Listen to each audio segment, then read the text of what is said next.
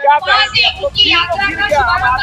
देखिए, बिल नहीं गिरा है सिर्फ, ये इंडी गठबंधन के नेताओं का सम्मान है जो सिर्फ फ्लोर पर गिरा है।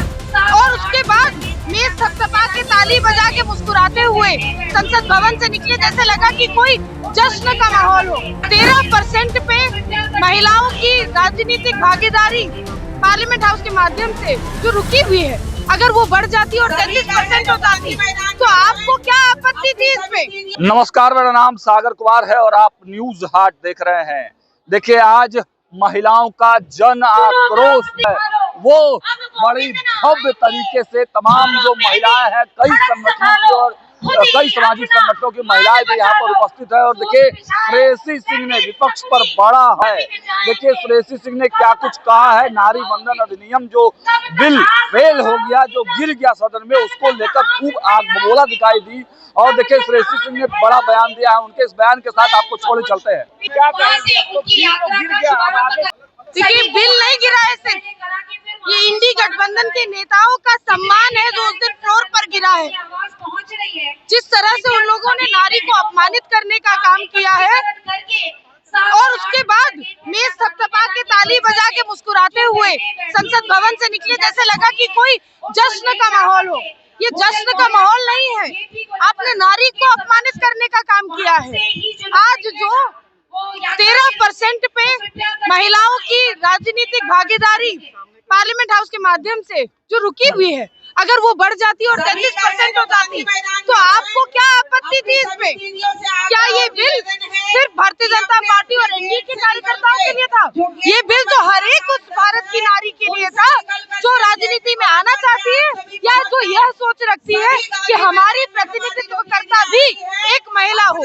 मैं खुद एक महिला प्रतिनिधित्व करता हूँ और मैं जमुई में देखती हूँ कि जिस तरह से, जिस आसानी के साथ, जिस तत्परता के साथ महिलाएं एक महिला से बात कर सकती है, वो शायद एक पुरुष से बात नहीं कर पाती है।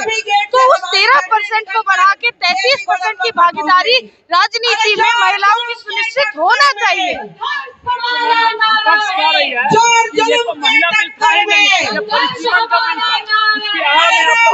बिल्कुल भी नहीं। जो विपक्ष की जितनी भी कटाक्ष करने का तत्व है, उसमें कोई लॉजिक नहीं है। ये बिल तो जनगणना के साथ डिलिमिटेशन यानी कि परिसीमन के साथ एक पूरक का काम करता।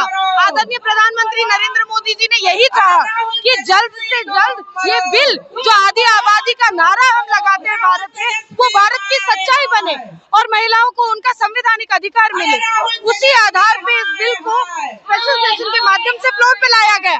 आप दक्षिण राज्य की हवाला दे रहे हैं साथियों। आज भी दक्षिण राज्य का जो दक्षिण राज्य की जो प्रतिनिधित्व करता है वो पार्लियामेंट हाउस में 23.7% का है।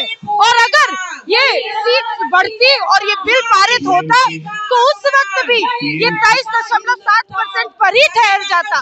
तो जब आज उस 23% पर आपने सवाल नहीं उठाया, तो कल महिला के अधिकार पर जब ये बिल पारित हो रहा था तो इस 23.7% पर आपने सवाल क्यों उठाया? पूरी तरीके से सिर्फ और सिर्फ जुमलाबाजी का काम है। मंशा साफ दिखती है। आप मंच पे खड़े होते हैं, आप आबादी का नारा लगाते हैं।